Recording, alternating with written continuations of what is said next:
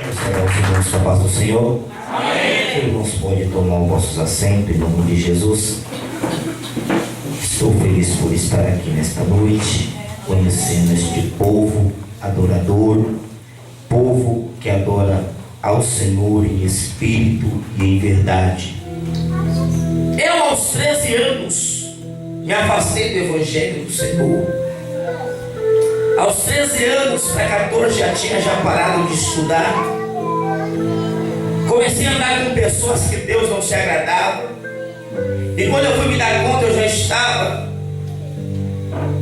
envolvido numa favela ali na Vila Industrial, na Zona Leste, lá em São Paulo, chamada Favela do Mangue. Eu, aos 14 anos, comecei a ser olheiro da boca do tráfico. Aos 15 eu não sou mais olheiro, eu passo a servir a droga. Aos 17, eu sendo de menor, eu não estou mais servindo a droga. Agora eu tenho meu próprio dia no tráfico. E colocava outros de menores para traficar para mim. A Bíblia nos diz que há caminhos que para o homem parecem caminhos perfeitos, mas o fim desses caminhos são caminhos que levam para a morte. Eu ficava uma madrugada naquela boca de tráfico. Eu ganhava 900, 1.200, 1.300, dependendo do dia. Gastava tudo no outro dia, porque eu sabia que daqui 2, 3 dias eu ia ter mais essa quantia na minha mão. Eu traficava pela madrugada e roubava pelo dia. Completei 18 anos. Fui praticar um assalto, fui preso. Fiquei preso 7 meses. Numa cela de 16 metros ao quadrado, com mais 35 pessoas comigo. Fiquei 7 meses preso, sem ver a claridade do dia, sem tomar um banho de sol. Fiquei 7 meses no escuro. Fiquei 7 meses enjaulado igual um bicho. Chegou um homem bonito, engravatado, o seu nome, eu vou colocar oficial de justiça. Me chamou eu pelo meu nome, eu me apresentei até a grade. Ele mandou eu ler e assinar os papéis. E na hora que eu olhei aquele papel falando Marcelo, tal, está sendo condenado a 5 anos e 6 meses, eu comecei a chorar. E ele falou: é a sua condenação. Você assinou a sua condenação. Pensando eu que ia ficar bem próximo da minha família, me mandaram para logo ali, divisa de Mato Grosso, lá para Mirandópolis. Eu, aos 18 anos de idade, atravessando 13 portões de uma penitenciária, quando o último portão bateu nas minhas costas, o diabo assoprou no meu ouvido e falou: daí você nunca mais vai sair. Mas Deus bradava lá de cima falando, e falava com a sua voz de trovão: há um povo que está clamando pelo impossível. Há um povo que crê no impossível. Ele vai sair aí com vida. Há um povo que intercede, há um povo que ora, há um povo que busca. Para os irmãos terem uma ideia, minhas visitas eram cartas que eu recebia da minha família. Eu não tinha visita, fiquei 3 anos sem ver minha família. As cartas que eu recebia eram minhas visitas que eu tinha. E o meu primo, que me mandava carta quase todos os dias, ele escrevia: Marcelo, Jesus te ama, tem uma obra na tua vida. Marcelo, volta para Jesus. Eu escrevia: só vou para a igreja quando eu sair daqui.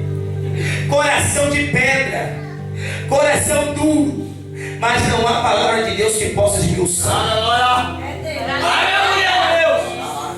Quando, irmãos, eu olhava a carta, o envelope, eu olhava Anderson Calixto, a minha barriga doía de tanta raiva, porque eu sabia que eram as mesmas palavras: pastor, Jesus te ama, Ele tem uma obra na tua vida, volta para a igreja, larga este mundo. E eu falava: mãe, manda ele parar de mandar carta, eu não aguento mais ele está me incomodando, eu fico estressado aqui dentro. Isso foi uma semana, outra semana chegou a falar: meu Deus, a minha mãe não deu recado. Eu abri o envelope, estava Anderson, eu falei: meu, já vou jogar fora essa carta, vou ler, eu já sei. Os meus companheiros de cela todos acordados, sentados comigo, nós vendo televisão. E eu olhei no envelope, estava dizendo: Marcelo, tem um louvor na folha de trás. E os meus companheiros abre a carta, é sua família. Abre a carta, visita. Você não tem visita aqui nos finais de semana, é a tua visita. E quando eu abri aquela carta, fui direto para o louvor. Eu sendo afastado do evangelho e conhecendo o louvor. Quando eu olhei a letra daquele louvor, os meus olhos começaram a encher de água. O meu rosto começou a queimar, minha orelha começou a ficar vermelha. E eu falei, eu não posso chorar porque homem não chora. Homem não chora, eu falava comigo. Mas hoje eu entendo diferente. Lá no mundo é assim, que homem não chora. Mas aqui homem que homem chora, mulher que mulher chora. E Deus dá vitória. Deus dá vitória. Mas eu não chorei. 3h30 da madrugada, o Espírito Santo do Senhor me acordou. Todos os meus companheiros de cela dormindo. Eu encostei numa janela no fundo da cela, olhando para as estrelas no céu. Eu comecei a ler aquela carta. E o meu primo falando, Marcelo, volta para a igreja, Jesus te ama. Ele tem uma obra. Parecia a primeira vez que eu tinha pegado a carta dele. E quando eu cheguei na folha de trás, eu não aguentei os meus olhos, começou a encher de água. De repente a lágrima caiu, rolando pelo meu rosto. E a letra daquele louvor dizia assim: eu quero que valorize o que você tem. Você é um ser, você é alguém. Você é importante para Deus. Pare de ficar sofrendo a multidão nesse seu complexo inferior, dizendo às vezes que não é ninguém. Você tem um valor para Deus.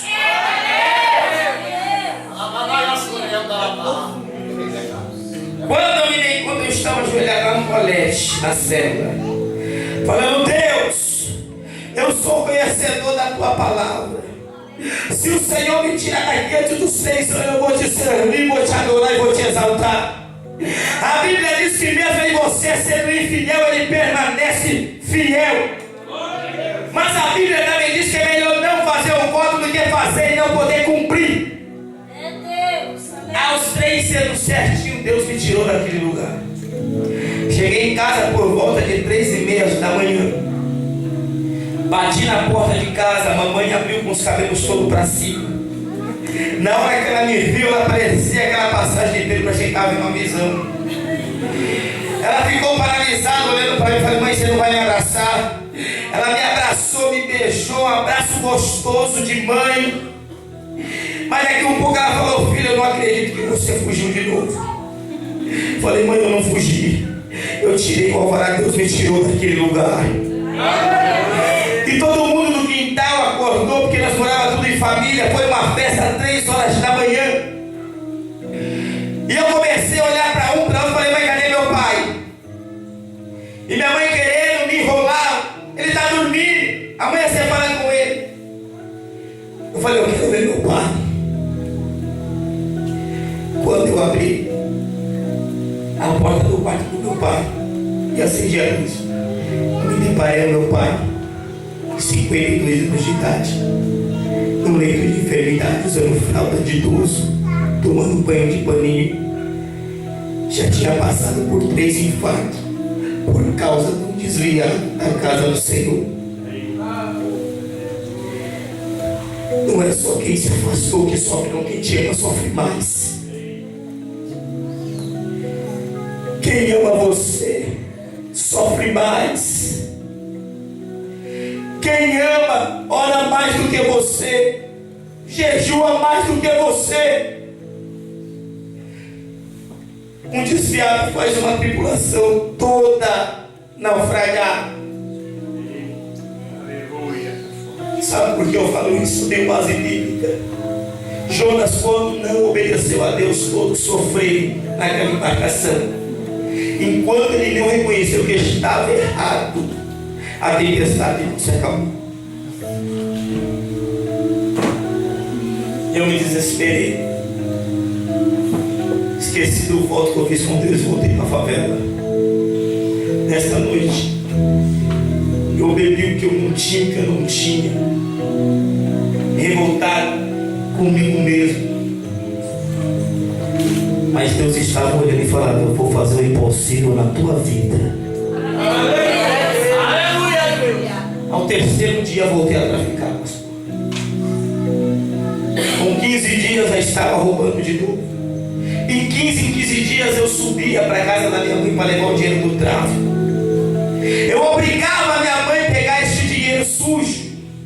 porque a situação estava difícil, ia comprar remédio, fraldas. E a mamãe falava: filho, eu não quero. Mamãe, você vai pegar.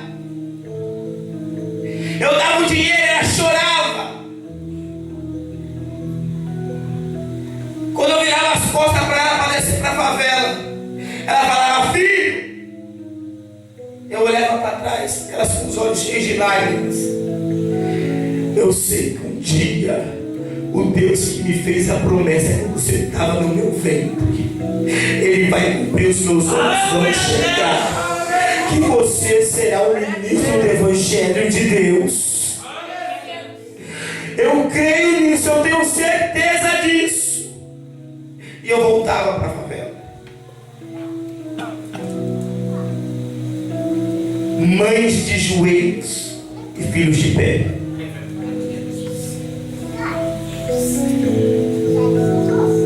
Subi em casa em 15 dias.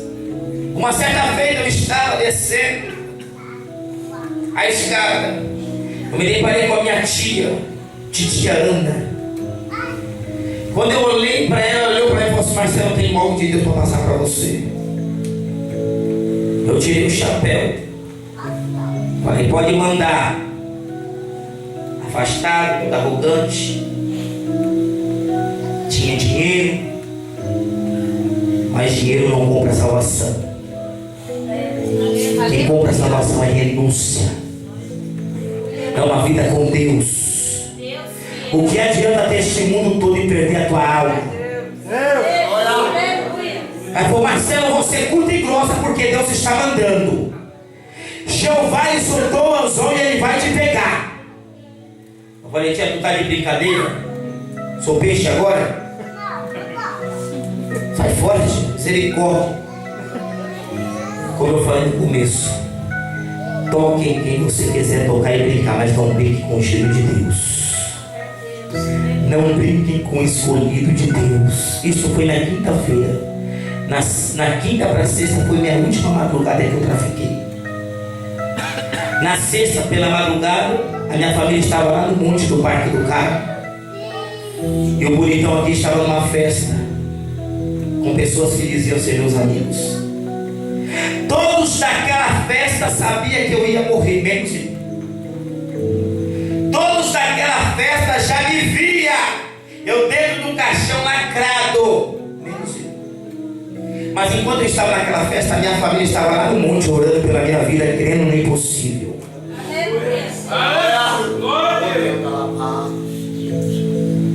O diabo já tinha preparado a reunião. O diabo já tinha decretado a minha morte.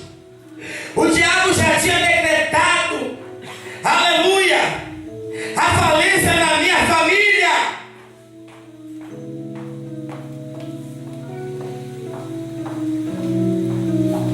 Mas quem dá a última palavra é Deus.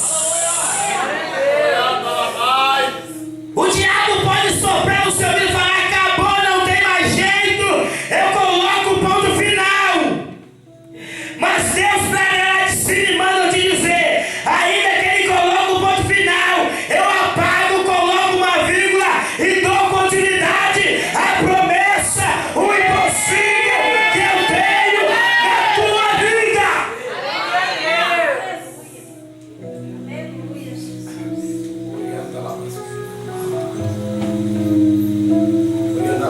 Três e meia, a família descendo do monte antes da besta apostólica.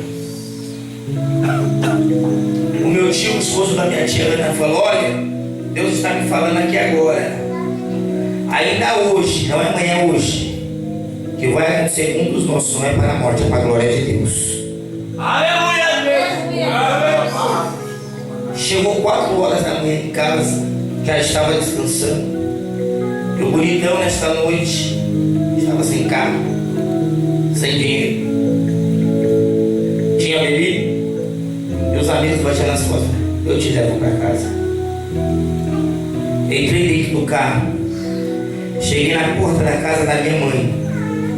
Eu dei a mão para um, dei a mão para outro. E quando eu fui dar a mão para o terceiro, que já estava encostado no poste, ele não estava com as mãos estendidas para mim, querendo me dar um abraço, um aperto de mão. Ele estava apontando para mim uma arma automática, uma 380. E o primeiro disparo que ele fez pegou na minha boca. Quando você joga um anzol no riacho, o peixe vem por onde, pastor? Pela boca.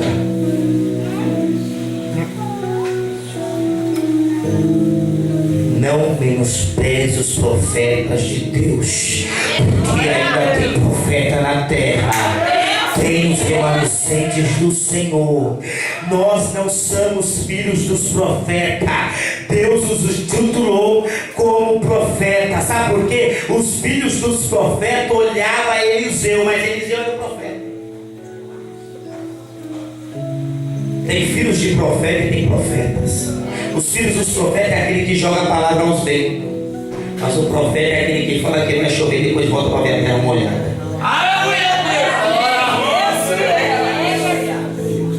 O primeiro disparo que ele fez pegou na minha boca. Ele era tão amigo meu que fez mais 3 tiros no meu peito, mais 2 no meu cotovelo e mais 2 no meu ombro. Ao todo foram 8 tiros de 380 que eu levei. No momento do disparo, a minha mãe estava acordada, 4h30 da manhã, e ela escutou os tiros. Ela falou: Deus, guarda o meu filho que está neste mundo. Mas ela não sabia que era o que estava caindo na porta de casa. Eu passei um período de quase 50 minutos, eu, o Espírito Santo e o Espírito da morte. Eu queria levantar, não conseguia. A gente falava: levanta, mas o corpo não obedecia. Saía sangue pela boca, nariz, ouvido, da cintura para cima estava lavado de sangue.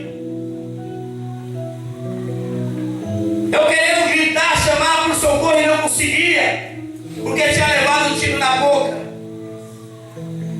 Saía aquele estufo de sangue grosso pela minha boca. E eu olhava para o céu, eu via as estrelas. E eu falava: eu vou morrer. Aonde eu estava caído não tinha energia elétrica, estava escuro. E eu só conseguia mexer os meus olhos. Quando eu olhei para o canto da parede, eu vi uma sombra mais escura do que a própria escuridão. Antes eu não entendia, mas hoje eu sei que foi o Espírito da morte que veio me pegar. Quando eu me dei conta, pegou eu pela minha perna e começou a me puxar para baixo. Eu senti o meu espírito sair do meu corpo. Enquanto isso estava acontecendo, passava um filme na minha mente, na minha infância, na minha adolescência, na escola. Mas quando Deus me fizera lembrar deste filme que passava na minha mente, eu ajoelhado lá no toalete da penitenciária, eu pude entender o porquê Deus estava tratando comigo por causa do voto.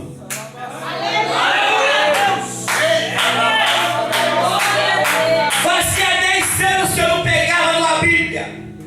Fazia 10 anos que eu não li um versículo. Eu gritei tão alto, irmão. Como você gritou? Eu não conseguia nem chamar pela tua mãe. Eu gritei, foi do fundo da minha alma. Eu falei por 3 vezes: Jesus, filho de Davi, tem misericórdia de mim. Jesus, filho de Davi, tem misericórdia de mim. E na última vez o Espírito Santo me ajudou com gemidos inexprimíveis. E eu bradei: saio, Jesus, filho de Davi, tem misericórdia de mim. Me dê mais uma chance. Aquele Espírito da morte soltou no meu pé e eu vi uma luz vir em minha direção. Começou a queimar o meu rosto. Eu comecei a chamar: mãe, mãe, mãe. Escutou o vizinho lá da casa, lá de baixo, mas minha mãe não escutou. Ele veio me atender. Eu falei: seu Oswaldo, chama minha mãe. Ele falou: quem é? Eu falei: é o Marcelo. E ele foi correndo desesperado. Daqui a um pouco chegou a minha mãe, aquele reboliço. Eu caí no chão. A minha mãe, ela veio cair, meus irmãos veio, tudo isso, minha família toda. A minha mãe deitou de cima de mim, pastor. Ele falou assim: filho, você aguenta me perder, mas se eu te perder eu não vou aguentar. Sabe o que significa isso? Mães de joelho e filhos de pé. Aleluia, Deus! Fazia um mês que o meu pai tinha descido à sepultura. Fazia um mês que o meu pai tinha sido enterrado no cemitério do Vila Alpina. Fazia um mês que minha mãe já tinha batido o cartão lá. Estava igual a viúva de Naim. Ia virar freguesa do cemitério, perdeu a esposa, agora vai perder o filho. Pela segunda vez o espírito da morte tentou entrar na minha casa. Mas quando foi entrar na minha casa o espírito da morte, lá no umbral da porta havia a marca do sangue do cordeiro. E Deus falava assim: quebra ele todinho, mas ele me pertence. Quebra ele todinho, mas o impossível vai acontecer. Ele será o ministro da minha palavra.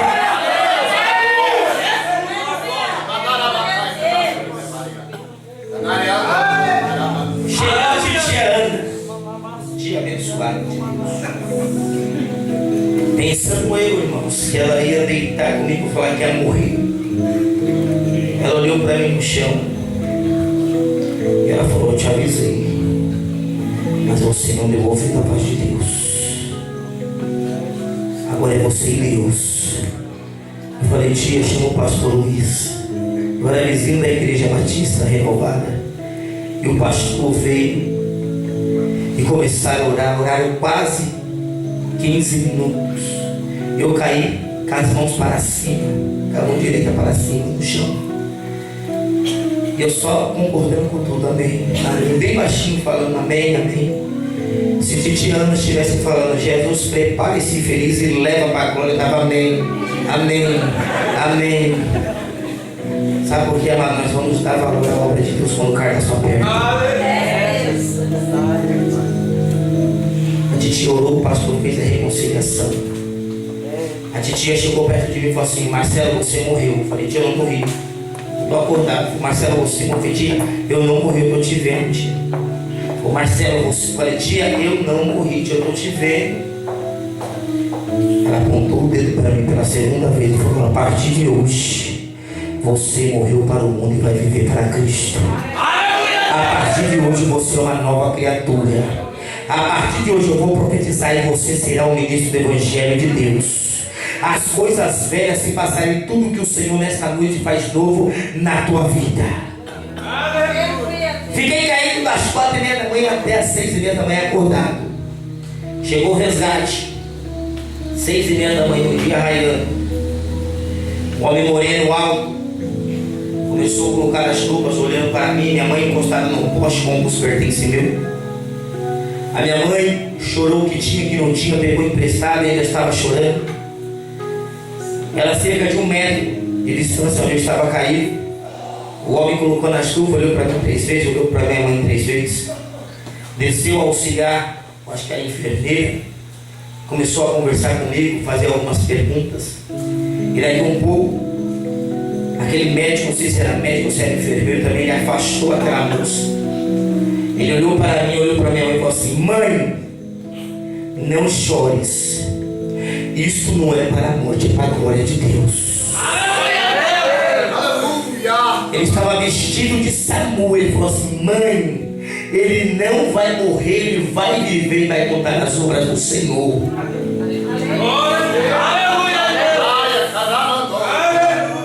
Que foi falado às 3:30 do monte e foi confirmado às 6:30. Porque quando Deus quer salvar, Deus salva. E capeta não pode impedir. O impossível vai acontecer.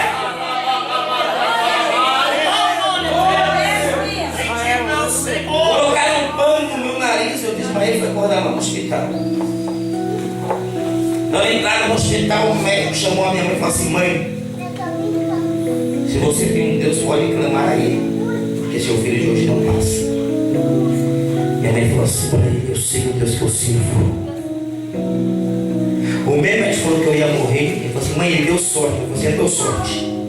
Eu creio em Deus Quem acredita em Deus não depende da sorte, precisa de fé.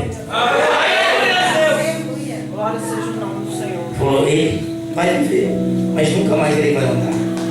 Até hoje eu tenho uma bala na coluna. Fiquei paralítico, tetraplégico, 7 meses. Coloquei pino nos braços, pino no ombro.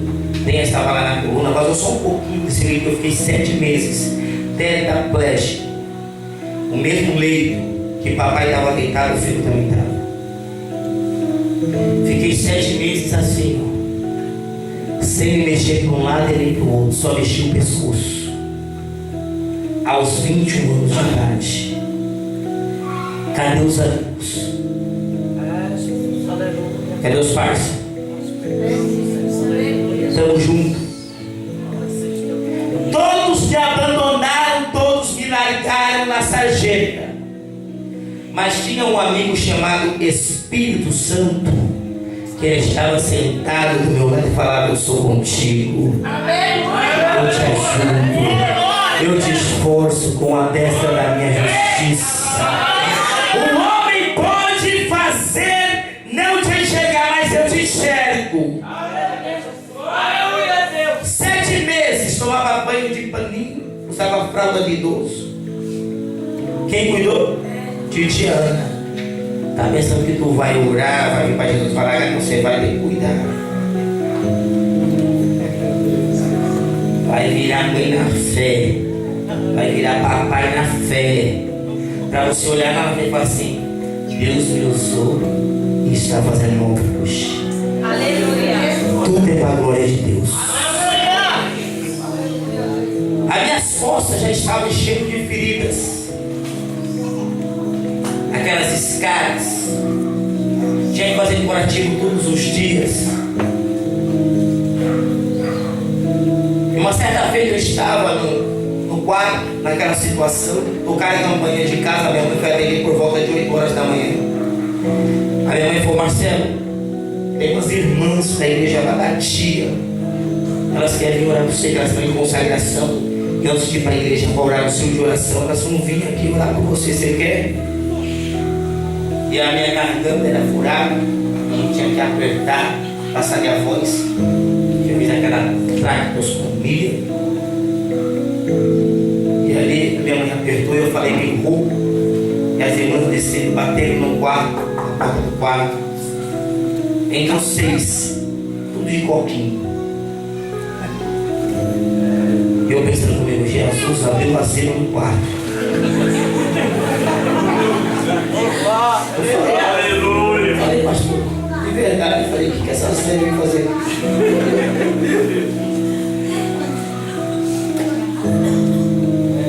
A mais velhinha chegou do meu lado e falou assim: podemos orar, filho, por você? E ali, quando eu piscava, era assim. Quando eu olhava para o lado, era não. Eu pisquei e falei assim: manda fogo no plano do cano. E as irmãs começaram a orar. Meu irmão, a mais velha começou a rodar na beira da minha cama. Eu comecei a regalar os olhos para minha mãe, com medo daquela irmã cair em cima de mim, porque eu já estava quase pior. Vocês dão risada que não era vocês, né? Vocês dão risada que não era vocês. O desespero que eu fiquei sem poder. Se eu pudesse sair correndo, eu não podia. Ela tirou quase 3 minutos. Eu arregalando os olhos para a mamãe, e a mãe falou assim: calma. Calma, filho, calma. Aleluia, Deus. Irmão, parecia uma caveira. Todo enfaixado, a cabeça, os braços, os ombros. Não tinha músculo nenhum no meu corpo. E aquela mulher rodou quase 3 minutos. Daqui um pouco ela parou bem na minha frente. Parecia que ela tinha acabado de chegar naquele momento. Ela falou assim: assim diz o Senhor. A Bíblia diz que nos fala que quando Deus fala, a terra treme. Fazia 7 dias que eu não sentia o meu corpo.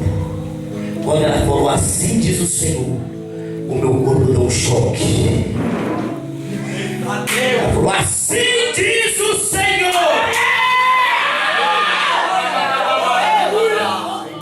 Vou eu te colocar de pé aqui 15 dias. Mas sai de ti se olhar para trás.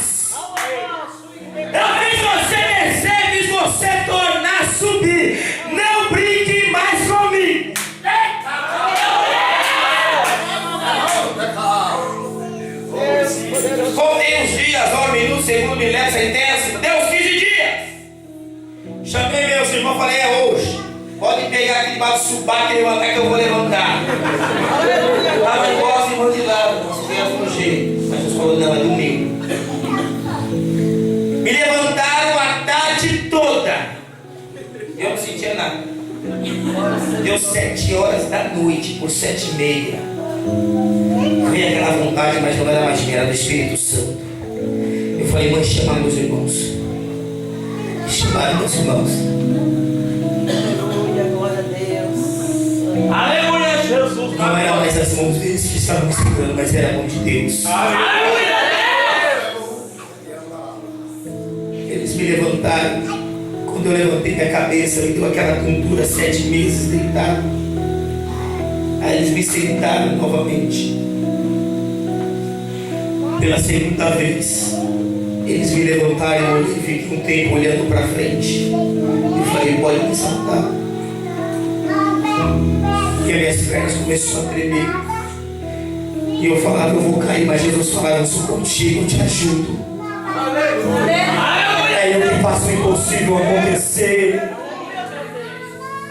E daqui a pouco, na hora que minha mãe me viu de pé, chamou a Titiana, chamou todo mundo. Na hora que a Titiana me viu de pé, ela começou a falar em línguas estranhas. O meu tio começou a rodopiar no quarto e a glória de Deus foi tomada. Com 10 dias que eu estava de pé, eu já estava subindo no monte.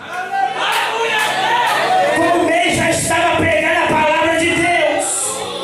E até hoje, faz 11 anos, eu nunca mais parei de pregar esse Jesus que salva, que cura, que liberta, que transforma e que leva para o céu.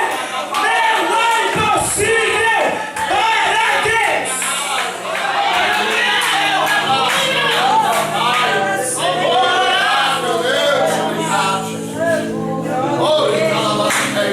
Olha para o teu irmão e fala assim: Jesus vai fazer o impossível.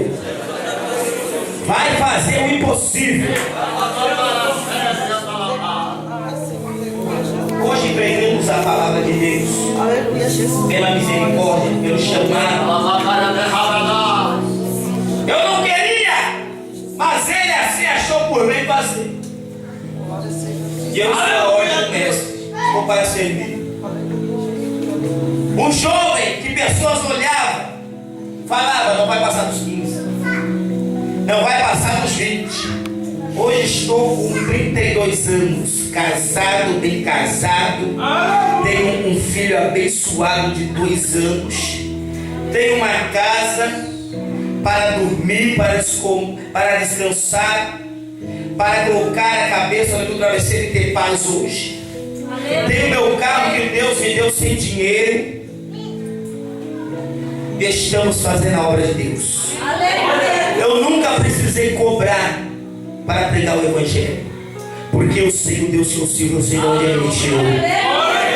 Porque adianta eu pregar 20 anos cobrando, chegar naquele dia e Jesus falar assim: Marcelo, aparta aí que eu não te conheço. Hoje, infelizmente, eu sou um pregador itinerante. O itinerante, eu tenho minha congregação, eu tomo Santa Ceia, eu dizimo, eu oferto, mas eu prego todos os dias. Eu tenho a bênção do meu pastor, como eu já falei. Mas para muitos hoje, isso aqui não tem mais virado a palavra de Deus, mas virou uma profissão.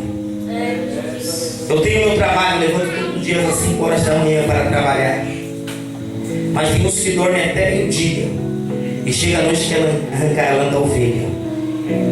Já falei para Deus: se um dia isso subiu meu coração, me prepare e me leva. Eu tenho meu trabalho, minha esposa está desempregada e Deus deu uma estratégia para ela. Eu peço sempre permissão para trazer os pirulitos que minha esposa faz e vende. Custa R$2. Aqueles que não puderem me abençoar, vocês vão ser abençoados da mesma forma. E se eu não vender nenhum aqui, pode me chamar, daqui a algum tempo eu volto de novo com a maior alegria. Glória a Deus. Aleluia. Porque Deus tem a quantia certa para cada dia. A única coisa que o pregador cobra é oração. Ora pela minha vida, pela minha família, pelo meu ministério, e acredita no teu impossível. Aleluia. E as palmas com você.